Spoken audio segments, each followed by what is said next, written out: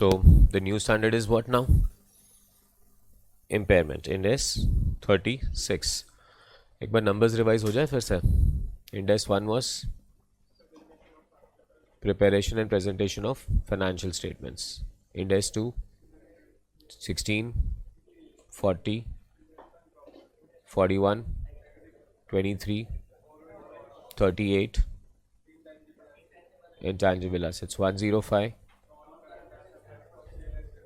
Non-current assets held for sale, discontinuing operations, and 36. 116 lease. Perfect. So assets के ही चक्कर में है. Now we have another standard which is known as what? 36. Impairment. First one is introduction, scope, definition, so on. आज लिखना नहीं फिलहाल. We don't have that much of time. तो but understanding and explanations have to be deep. अब definitely impairment करने के पहले 3 standard तो हो जाने चाहिए अपने, जो हमारे हो चुके हैं. One is PP, one is intangible assets, one is investment property. So PP is assets which are tangible, held for sale, or for supply of goods and services, or for rental, or for administration purpose, and are expected to be used for more than one period. Investment property is a property held and for rentals or capital appreciation or both, and not held for sale in ordinary course of business or for use in production or supply of goods and services or administration purpose. That was investment property. And last one is intangible assets are assets which are identifiable, which are non-monetary and without physical substance. PP, initial measurement, cost, subsequent measurement, cost or revised value. Investment property, initial measurement, subsequent measurement, cost. And intangible assets, initial measurement, cost, subsequent measurement, cost और revised value. ये तीनों standard करने के बाद एक table भी बनाया हम लोगों ने. रिकग्निशन, पीपी का recognition, fab cost. Investment property का recognition, fab cost. And intangible assets का recognition. Are we clear with that one? Too good. अब ये समझना क्यों ज़रूरी है हमारे लिए? क्योंकि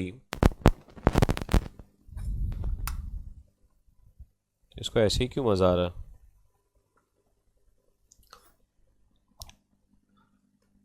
व्हाट इज़ इम्पेयरमेंट पहले अंडरस्टैंड करना ज़रूरी है. सो अभी तक तो बहुत सारे लेक्चर्स में ये बाय काइंड ऑफ गाइडलाइंस चला गया, but understanding is that impairment is different from depreciation and impairment is different from revaluation. So depre pata hona chahiye. PP is depreciated, investment property is also depreciated, and intangible assets are also amortized. There are 3 intangible assets which are not amortized: goodwill, intangible assets under development, and intangible assets with infinite life. So वहाँ पे amortization नहीं लगता. So there is something which is depreciation. Then also there is something which is known as revaluation. So PP can be revalued if we follow the revaluation model. Intangible assets can be revalued if we follow the revaluation model. Definitely investment property cannot be revalued because it only follows the cost model. So revaluation can be upward or revaluation can be downward. So revaluation downward for the first time will go to P&L. Revaluation upward for the first time will go to revaluation reserve. Downward will go to P&L. Subsequent downward revaluation, पहले भी downward था, अभी downward कर रहे हो तो P&L. पहले upward किया तो आज downward कर रहे हो तो revaluation reserve को reverse करेंगे, फिर P&L में डाल देंगे. पहले upward किया था, फिर से upward किया है तो revaluation reserve. पहले upward किया तो आज downward किया है तो revaluation reserve से reverse करके P&L. तो यहाँ तक नॉलेज होना चाहिए अगर इसको टच करना है. तो I hope you all are very clear. तो what is impairment? Impairment is again reducing the value of asset, but that's what the first question comes is, okay sir, reducing the value of the asset is depre also. Another reducing the value of the asset is revaluation also. So first of all, let us understand what is the difference between depre and the revaluation. Depre is basically the value of asset or the value of benefit that we derived from an asset in a current year. That is so called depre. तो यहीं पे idea आता है. In fact कल मैं inter का class ले रहा था, I was like thinking in लोगों को इतना ज्ञान देना है कि नहीं देना है इंटर वालों को. सो फॉर एग्जांपल, अगर हमने कहा कि एक असेट है 5 लाख में खरीदा and the useful life is 5 years, तो अगर 5 लाख का असेट है 5 साल हम यूज़ कर रहे हैं तो 5 lakh divided by 5, answer comes to 1 lakh. 1 lakh हम लोग कहाँ चार्ज करते हैं? PNL. सो सी आइडिया क्या था? सबसे पहले असेट को हम बैलेंस शीट लेके गए 5 लाख पे. Now the idea was that we'll derive a value of 5 lakh from asset. और अब बाद में हमने कहा कि ये वैल्यू डिराइव करने में आपको कितना साल लग जाएगा? 5 years लग जाएगा. तो फिर हमने 5 लाख को डिवाइड किया 5 years से. SLM मेथड ऑफ डेप्रिशिएशन की बात कर रहा हूँ, जिसके पीछे एक अजम्पशन होता है that a value derive from the asset will be equal through out it's life. तो अगर हम 5 लाख का असेट बोल रहे हैं और हम बोल रहे हैं कि बेनिफिट हम इक्वली डिराइव करेंगे हर साल, तो हर साल हम कितने का बेनिफिट डिराइव करेंगे? 1 लाख का. तो PNL में कितना लेके जाएंगे? So what does depre represent? What it feels? It's the value that we derived from an asset in the current year. Perfect है. It's basically added to the cost of production. So अभी अगर मुझे बोले sir ये class चला रहे हो, class चलाने का कितना खर्चा है?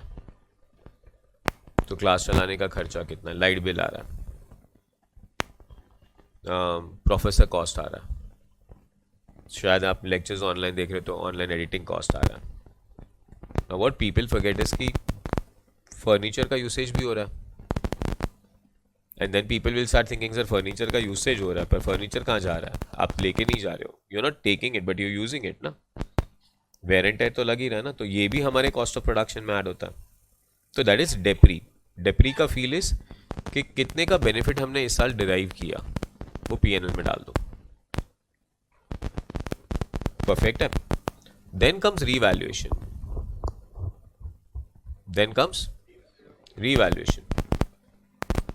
रीवैल्यूएशन डाउनवर्ड सोचते. तो अब फॉर एग्जांपल एक असेट था 5 लाख का, हमने सोचा 5 साल इसकी बेनिफिट मिलेगी हमें, और हमने 5 लाख को 5 से डिवाइड किया, तो 1 लाख का बेनिफिट हर साल मिलेगा.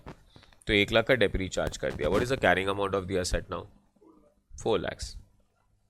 But the revised market value of the asset tells me 3,50,000. तो अब हम लोग उसको 4 लाख से कहां पे लेके आएंगे? 3,50,000. Now this is not the depreciation that you are charging. This is the downward revaluation of the asset. This is kind of a loss कि सर हमने पहले सोचा था 4 लाख का बेनिफिट मिलेगा, पर 4 लाख का फ्यूचर बेनिफिट तो नहीं मिलेगा. तो वो बैलेंस शीट में वैल्यू बदलने की वजह से हम लॉस लेके आ रहे हैं. तो इन दोनों को पहले फील करके डिफरेंशिएट कर दो कि डेप्री एक अलग फीलिंग देना चाहिए और रिवैल्यूएशन डाउनवर्ड एक अलग फीलिंग देना चाहिए. कॉन्सेप्ट समझा? क्लियर एकदम? Now comes another item on the top of it. And what is that another item on the top of it is now impairment. What is impairment? Impairment is also a loss again. But this loss is separate from revaluation loss. Because ये loss estimate करने का understandings अलग है. अब simple से language में point number 1 पे मैं बोल रहा हूँ आपको इंट्रोडक्शन में. So we look at introduction.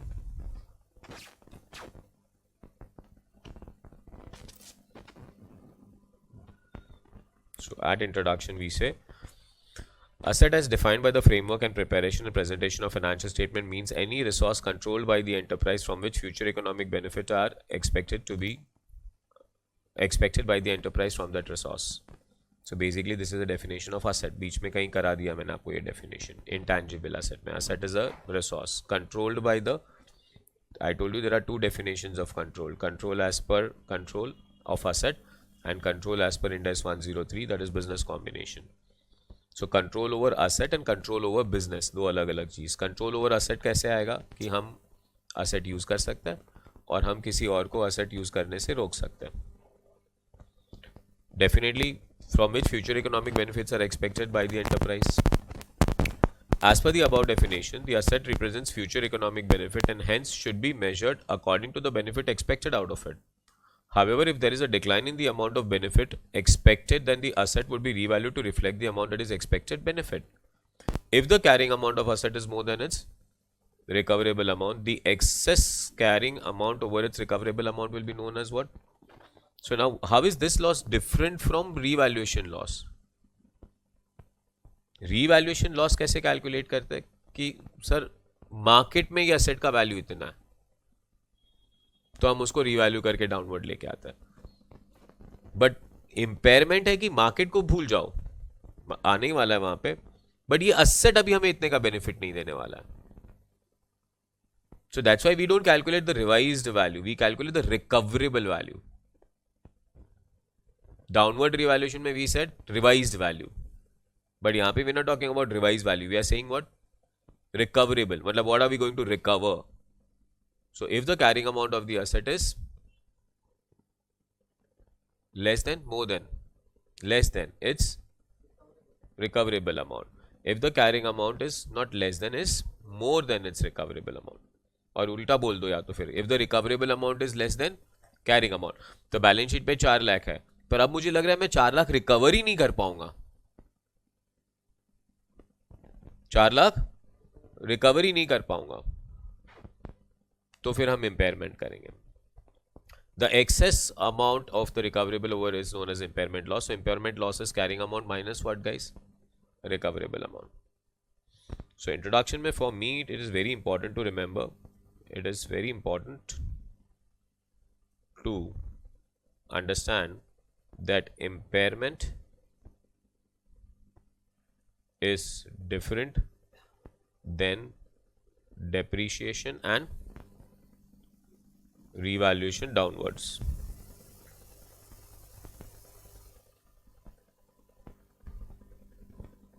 Perfect है? Impairment loss is charged to bring the asset to its recoverable amount. Perfect है? Impairment loss is equal to carrying amount minus recoverable amount. कोई डाउट आपको?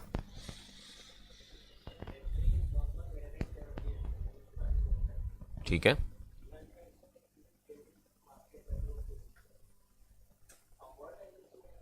Same डेप्री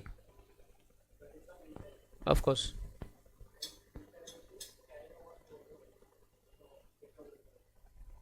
to bring the asset to its recoverable amount.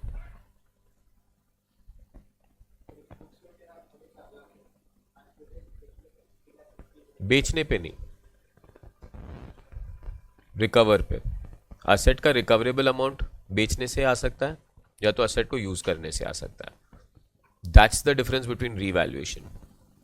Downward revaluation आप market value पे represent करने के लिए लेके आते हो. Recoverable amount is not asset को बेचने से, तो वो डाउनवर्ड रिवैल्यूएशन ही हुआ. या तो असेट को बेच के या तो असेट को यूज करके मैं कितना रिकवर करूंगा, that is what is known as recoverable amount. And normal wear and tear भी नहीं, अब वो पुराना डेफिनेशन हो गया. So depreciation, don't forget, remember, is a normal wear and tear of an asset. Wrong. Depreciation is, as I told you starting में, is the amount that you derived from the asset in that year. So अब for example, नाम क्या? अब मीत देखो, यहाँ मस्त bench से एकदम आके आराम से वहां पे रिलैक्स होके बैठा है. He is using this. So is the class deriving the benefit of he using the property? Answer is yes, he is using the property and definitely I am deriving the benefit out of it. अब मीत से मैंने fees collect किया है तो उसको P&L के credit side पे दिखाया. अब वो फीस क्रिएट करने में, इनकम क्रिएट करने में मेरे खर्चे क्या हुए? तो मेरे खर्चे हुए इलेक्ट्रिसिटी, मेरा खर्चा हुआ प्रोफेसर कॉस्ट, मेरा खर्चा हुआ और अदर एक्सपेंसेस, छोटे मोटे काम वाले, फिर अपना प्यून, और एक और कॉस्ट एसेट यूसेज। तो डेप्री का फील बरोबर लो, अभी वो 12 स्टैंडर्ड वाला डेप्री नहीं करे हो, normal wear and tear of an asset. और इसी तो लगा, इसे हम लोग लाइफ में स्प्रेड नहीं क्यों करते? Why do we spread it over the life? So if I think this furniture is going to run for 5 years and it is going to give me the equal importance in all the 5 years, so I divide it by how many years? 5 years, so that I can recover the amount over the period of 5 years. Simple. Done है? फिर revaluation कहाँ पे लेके आते हो? Expected sale price पे लेके आते हो। सेल प्राइस पे भी नहीं, फेयर वैल्यू पे।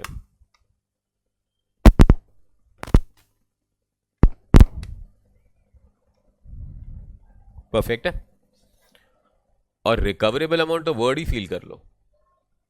रिकवरेबल अमाउंट मतलब असेट का रिकवरी कैसे करोगे? असेट का रिकवरी दो वे से हो सकता है, या तो असेट को बेच के हो सकता है, या तो असेट को यूज करके हो सकता है। रिकवरेबल अमाउंट कैलकुलेट करने के लिए दोनों चीजों को ध्यान में लेना पड़ेगा, either we sell the asset और वी यूज द असेट। तो उसको रिकवरेबल अमाउंट, अगर उस असेट का रिकवरेबल अमाउंट ही कैरिंग अमाउंट से कम हो जाए, बैलेंस शीट में असेट 4 लाख पे दिख रहा है, बट हम उसे यूज करके ही रिकवर कितने पे कर पाएंगे? सिर्फ 3 लाख, तो हम इंपेयरमेंट लॉस चार्ज करेंगे। जबकि हम रीवैल्यूएशन करते हैं तो रिकवरेबल अमाउंट कैलकुलेट नहीं करते हैं। That's the major difference.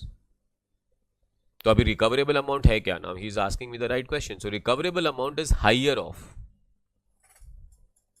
recoverable amount is higher of 1 value in use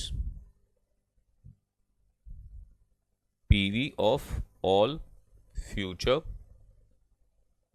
expected cash flows from the asset or fair value less cost to cell.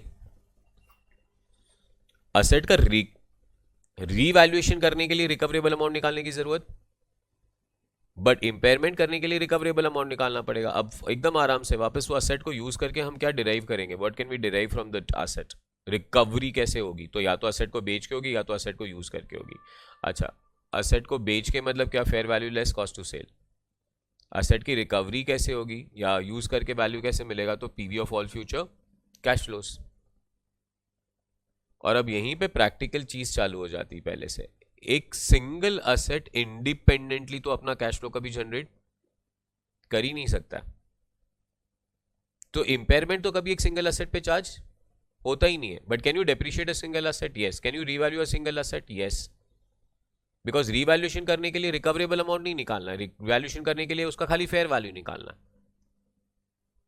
But recoverable amount निकालने के लिए उसका हमें fair value less cost to sell भी चाहिए और value in use भी चाहिए। सो वैल्यू इन यूज मतलब इस असेट को यूज करके कितना वैल्यू निकाल लोगे आप। तो उसके लिए हमें पीवी ऑफ ऑल फ्यूचर क्या निकालना पड़ेगा? Cash flows. अब इंडिपेंडेंट असेट का भी अपना खुद का कैश फ्लो, तो इसीलिए स्टार्टिंग से बोल रहा हूं इंपेयरमेंट हर साल नहीं होता है, वरना तो आप फाइनल अकाउंट्स कभी कंप्लीट ही नहीं कर पाओगे। तो इंपेयरमेंट करना कब है असेट का? Only possibility of impairment is when indicators of impairment exist. जब इंपेयरमेंट के कंडीशन होंगे तो इंपेयरमेंट चेक करना है, वरना impairment check but except 3 asset. और वो कौन से 3 असेट है जिसपे अमोर्टाइजेशन नहीं मारने वाले हो? भाई अमोर्टाइजेशन नहीं मारने वाले हो, सो कौन से 3 असेट है? गुडविल कभी अमोर्टाइज नहीं होता है, intangible assets under development amortise नहीं होता है, intangible assets with infinite life कभी अमोर्टाइज नहीं होता है। अमोर्टाइज नहीं हो रहा है मतलब मरने ही नहीं वाला यार ये बंदा। तो इसका हर साल क्या चेक करना पड़ेगा? Impairment. So assets which are not amortized will have to be checked for impairment every year. So 3 assets जिसका impairment हमें हर साल चेक करना है, वो ये 3 asset है। समझा? तो practically single asset is never impaired because आपको क्या निकालना पड़ेगा? उसका कैश फ्लो। कैश फ्लो पे क्या निकालना पड़ेगा? उसका पीवी। अब कैश फ्लो किसका निकलता है? तो सीजीयू। तो इम्पेयरमेंट करने के लिए हमें सीजीयू बनाना पड़ेगा। Now what is CGU? CGU is the smallest group of assets. Smallest group of assets. When combined together, they have their own independent cash flows. It may be a disposal group or may not be a disposal group. It may be a component of entity, may not be a component of entity. Different. Disposal group अलग, component अलग, CGU अलग। तो smallest group of assets को combine करो। अभी यहाँ से class में से चालू करते हैं। तो for example, can the benches create its own independent cash flow? Dipti, so the impairment is permanent decline in value, not permissible reversible at all. Yes, it is reversible also, Dipti. That's what we'll study it all. अच्छा, can the benches create its own cash flow? नहीं. So benches के साथ चलो ये class डाल दिया. Can a class create its own cash flow? AC नहीं चाहिए, प्रोजेक्टर नहीं चाहिए, बोर्ड नहीं चाहिए, चाहिए नहीं चाहिए, चाहिए. सो असेट्स डालते जाने पड़ेंगे. तो पहले हमने क्लास डाला, क्लास में बेंचेस डाले, बेंचेस में एसी डाला, एसी के बाद प्रोजेक्टर डाला, प्रोजेक्टर के बाद बोर्ड डाला, कैमरास डाला, ये सिस्टम्स डाला. I will require everything to deliver. अच्छा, after that also, is this class independent enough to have its own cash flow? ये क्वेश्चन करते रहना पड़ेगा. जब तक आपका आंसर यस नहीं आ जाए तो उसके अंदर और असेट्स डालते जाओ.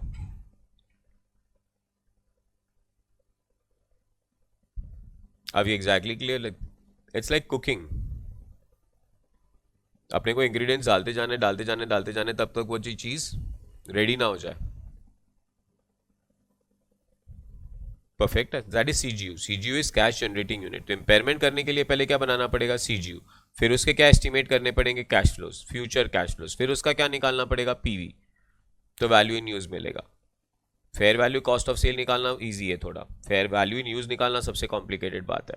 उस दोनों में से जो हायर होगा, अब कॉमन सेंस. हाँ सर, ये क्लास बेचोगे 5 करोड़ मिलेगा, पर सर ये क्लास को यूज करेंगे तो 6 करोड़ मिलेगा.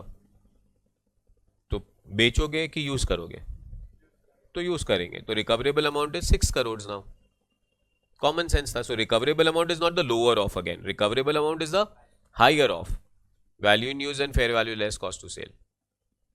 And if that recoverable amount is now lower than your carrying amount, मतलब क्लास में बेचेंगे 5 करोड़ मिलेगा, क्लास को यूज करेंगे 6 करोड़ मिलेगा, बट क्लास बैलेंस शीट में तो 8 करोड़ पे दिख रहा है. तो इंपेयरमेंट लॉस. कितने का इंपेयरमेंट लॉस? 2 करोड़ का इंपेयरमेंट लॉस. अब वापस एक नया क्वेश्चन आएगा कि सर ये 2 करोड़ इंपेयरमेंट लॉस कहां चार्ज करे? तो एक तो definitely PNL, but balance sheet में कहां दिखाएंगे? बिकॉज ये जो इंपेयरमेंट लॉस आपने कैलकुलेट किया था 5 करोड़, 6 करोड़, 8 करोड़, वो तो एक क्लास का था, सीजीयू का था. बैलेंस शीट में सीजीयू थोड़ी दिखता है. बैलेंस शीट में क्या दिखता है? असेट्स. तो एकदम कॉमन सेंस कि फिर ये 2 करोड़ कहां से राइट ऑफ करना है? तो the assets which constitutes the CGU, उस असेट्स को उस रेशियोज में इंपेयर करेंगे आप. अच्छा, अगेन द कॉमन सेंस कि अगर उस असेट्स के अंदर गुडविल है तो भाई गुडविल को तो पहले ही आप उड़ा दो, बिकॉज गुडविल का तो फर्स्ट इंपेयरमेंट चेक करना है. और उसके बाद अगर कोई और एक्सेस इंपेयरमेंट लॉस आता तो वो इंपेयरमेंट लॉस आप कहां चार्ज करेंगे? Assets in the carrying amount का ratio. As simple as this.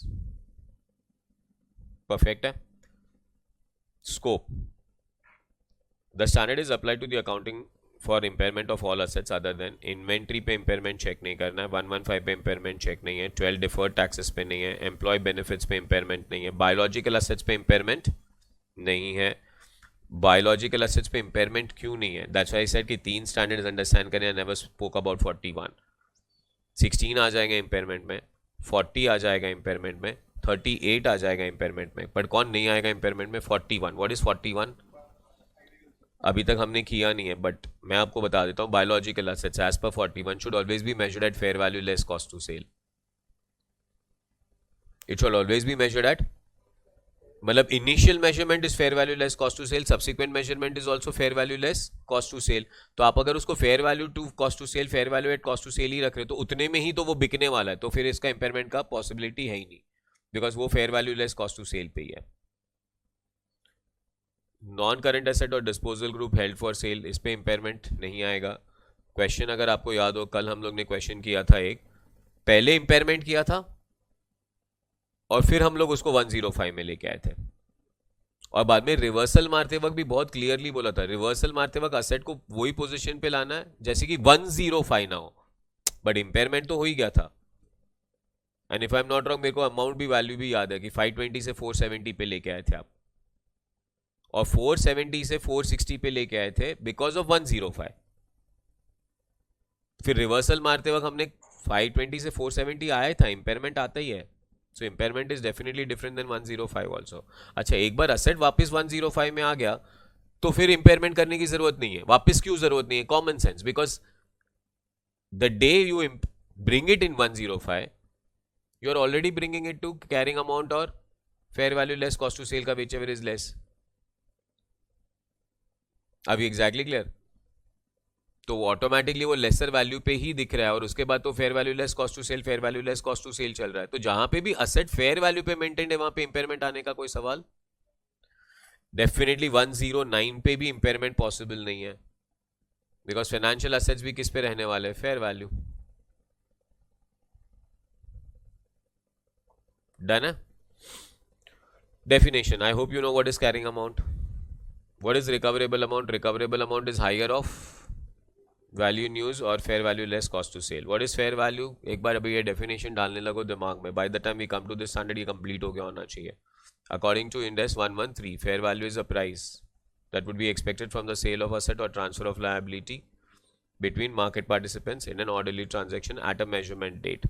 Is a price that would be received to sell an asset or paid to transfer a liability in an orderly transaction between market participants at a measurement date. Useful life, ठीक है. CGU is the smallest identifiable group of asset that generates cash inflow that are regularly largely independent of cash inflow from other assets or group of assets. Clear है? Corporate assets. Corporate assets are assets other than goodwill which does not have their own cash flows. Corporate head office. So they are known as corporate assets. Basically, assets which are used for administration purpose are referred to as corporate asset. Now, this cannot be referred to as corporate asset because it creates cash flows. But अगर PDLC ने कहीं एक main office बना के रखा है तो that will be referred to as what? A corporate asset. So corporate asset does not have their own independent cash flow. Corporate asset is not for any one kind of a business or a location. It's basically a kind of a central location for everything. Admin office, वही तो बोला मैंने. Cost of disposal ठीक है, depreciable amount ठीक है, depre clear है, impairment loss clear है, वैल्यू इन यूज क्लियर है. Identifying an asset that may be impaired. Asset को आइडेंटिफाई करना है, उसके बिना इंपेयरमेंट नहीं होगा. What is impairment loss? Carrying amount minus recoverable amount is known as what? Impairment loss. What are the 3 assets जिसका impairment हर साल चेक करना है आपको? गुडविल क्लियर है. अब एकदम सिंपल सी कहानी है, मैं वही बोल रहा हूँ आज लिखेंगे नहीं बट बहुत सारे डिस्कशंस कर लेते हैं बिकॉज आधे डिस्कशंस हमारे बाकी सब स्टैंडर्ड में हो चुके हैं. 1. Jupiter Limited, a leading manufacturer of steel, is having a furnace which is carried in the balance sheet at 250. As on that date, the value in use and fair value are both 200, but cost to sale is how much? 13. What is the carrying amount of the asset? 250. What is value in use of the asset? 200. What is fair value less cost to sale of the asset? 187. What is recoverable amount? 200. What is impairment loss? 50. 250 minus 50 impairment loss. Impairment loss कहाँ जाएगा? और उसका journal entry होगा impairment loss account debit to asset and P&L account debit to impairment loss. Question number 2. Venus has an asset which is carried in the balance sheet at 500. As on that date, the value in use is 400 and the fair value less cost to sale is 375. What is impairment loss? 100. What is recoverable amount? 400. 400 and 375 में जो whichever is higher. अब वापस feel ले लो. Balance sheet में asset कितने पे पड़ा हुआ है? 500 पे. What is the value in use? And what is fair value less cost to sale? मतलब asset को यूज करके कितना रिकवर कर पाओगे? 400. पर असेट को बेचोगे तो कितना रिकवर कर पाओगे? 375. तो 400 यूज करोगे या बेचोगे? 400 यूज करेंगे. तो अगर 400 यूज मैक्सिमम बेनिफिट मिलने वाला है तो ये बैलेंस शीट पे 500 पे क्या कर रहा है? तो 500 minus 400, answer comes to 100. Clear है? नेक्स्ट क्वेश्चन मेहनत कराएंगे अभी से आपसे. X Limited is having a plant carrying amount at 100 lakhs on 31st March 2015. Its balance useful life is how many years? 5 years. जरूरत नहीं है आजकल से हाथ मत लगाओ, खाली डिस्कशन है. and residual value at the end of 5 years is how much? 5 lakhs. Estimated future cash flow year 1, 2, 3, 4, 5 is given to you. Calculate value in use. कैसे calculate करोगे value in use? PV निकाल लेंगे. PV is year 1, year 2, year 3, year 4, year 5. But खाली एक छोटा सा चीज़ ध्यान रखना कि ये कैश फ्लो के साथ साथ असेट का स्क्रैप वैल्यू भी कंसिडर करना. तो cash flow will be 50, 30, 30, 20 and last year में 20 प्लस 5. 60 कहाँ दिख गया तेरे को? ठीक है. और इसका क्या निकालोगे आप सबका? पीवी. कौन से रेट से डिस्काउंटिंग कराओगे? 10% से. डिस्काउंटिंग की थोड़ी डिस्कशन कर लेते हैं. And net selling price of the plant is given to you as 60 lakh. Net selling price is nothing but fair value less cost to sale. तो आप इसका PV निकालोगे तो आपको value in use मिलेगा. fair value less cost to sale यहाँ पे है. So value in use और fair value less cost to sale whichever is higher, ये आपका हो जाएगा. recoverable amount, carrying amount आपका 100 है. carrying amount minus recoverable amount आपको क्या मिल जाएगा? Too good. PV की बातें कर लेते हैं. यहाँ पे पॉइंट नंबर 2 पे डेफिनेशंस डाल देंगे. अगर ज़रूरत पड़ी तो, कोई है तो नहीं. स्कोप डाल देंगे पहले. Now PV stands for what? Present value. So you know how to calculate the present value. Present value is exactly opposite of future value. So for example, if I'm standing at 0, 1, 2, 3, थोड़ा कैल्सी operation सीख जाओ. AFM करोगे मेरे साथ तो और मज़ा आएगी फिर. 100 and if I tell you that my rate of interest is 10%, 10%, 10%. Perfect है. So how much will be the amount after 1 year? कैल्सी में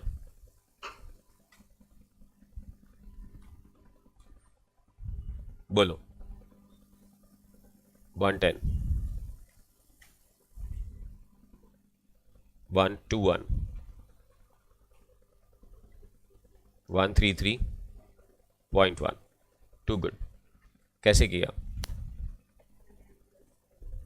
परफेक्ट. कैसे किया? वंडरफुल.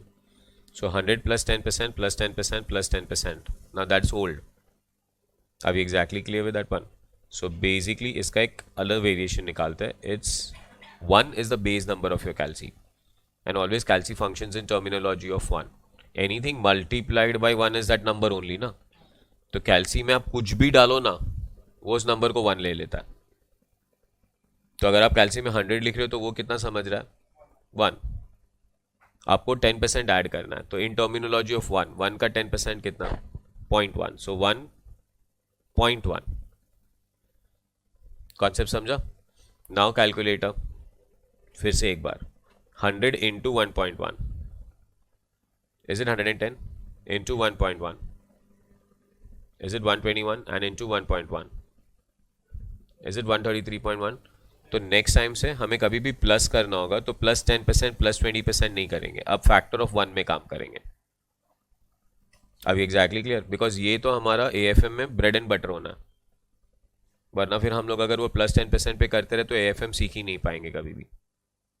तो अगर मैं आपको बोलूँ 20% ऐड करना है तो क्या करोगे?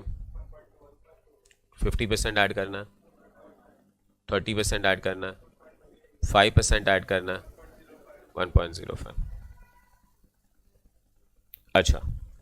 एंड दिस सेम 1.1 ना कितनी बार आया? तो यही तो था हमारा 1.1 raise to power 3.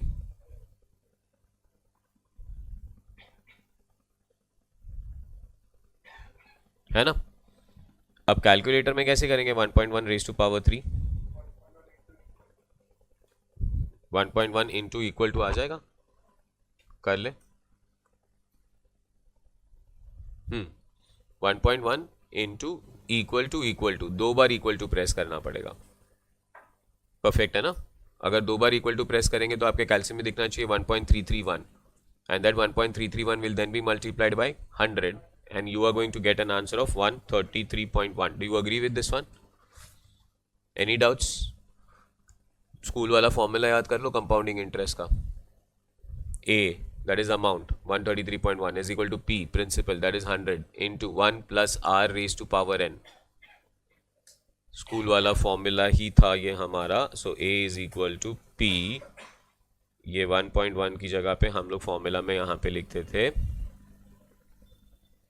1 plus R raise to power n. कोई डाउट है? और ये जो 1 plus R raise to power n है ना गाइस, इससे हम लोग अपने लैंग्वेज में FVIF बोलते हैं. FVIF stands for future value interest factor. Bracket में R, N. R stands for rate, N stands for number of years. So if आई से कि मुझे कंपाउंडिंग 10% से करनी है और तीसरे साल का फैक्टर चाहिए, खाली थर्ड ईयर का फैक्टर चाहिए, तो it is FVIF R, N.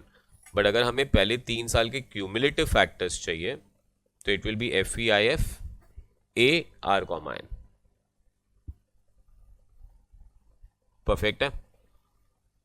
Values clear? Future value का एग्जैक्टली ऑपोजिट क्या था? Present value. तो अब फ्यूचर वैल्यू में आप क्या कर रहे थे? मल्टीप्लाई. तो प्रेजेंट वैल्यू में आप क्या करेंगे? Divide. Calculator 133.1 divide by 1.1 equal to, are you getting 121? Again एक बार equal to. You getting 110? Again एक बार equal to. You getting 100. Difference छोटा मोटा है पर याद रखने लायक है. जब कंपाउंड करते हो सो अगर रेज टू पावर 3 है तो 2 बार इक्वल टू प्रेस करना है, पर जब डिस्काउंटिंग करते हो और रेज टू पावर 3 है तो 3 बार इक्वल टू प्रेस करना है. अभी ये डायरेक्ट करा है मैंने 133.1 डिवाइड. अगर डायरेक्ट नहीं करना, पहले फैक्टर निकालना है. कैलसी अगेन 1.1 डिवाइड 3 बार equal to. You will get an answer of 0.751. And 0.751 को किससे मल्टीप्लाई कर दोगे? 133.1 से into 133.1 and tell me you are getting an answer of that is 100. समझा? So I hope you all know present value कैसे calculate करना. अब present value calculate करते वक्त हम डायरेक्टली कर सकते हैं या तो हम फैक्टर निकाल के कर सकते हैं. So what am I trying to tell you कि first year 50, second year 60, third year 70, fourth year 80, last year 100. मुझे इसका PV निकालना है. तो और रेट बोल रहा हूं मैं आपको 10% है. तो डायरेक्ट कैसे करेंगे? तो 50 divide by 1.1. Calculator tell me the answer is 46.45 या 45.55. ये डायरेक्ट किया मैंने. Second year 60 divide by 1.1 equal to 2 बार इक्वल टू. बोलो कितना आ रहा है? 49.59. 70 divided by 1.1 3 time equal to. Answer 52.59. Are you all getting this answers? पक्का? क्या है ये? Direct way. अच्छा, इनडायरेक्ट वे. तो एक और कॉलम हम बीच में घुसा सकते हैं जहां पे हम कैलकुलेट करेंगे इसके फैक्टर्स पहले. तो फैक्टर्स कैसे कैलकुलेट करोगे? पहले 1.1 divide equal to, I guess you will get an answer of 0.909, 0.826, 0.751 and so on now. And then you multiply that number. So either you do the direct calculation or you find a factor and do the calculations. In final, we always expect you to do the direct calculations. मतलब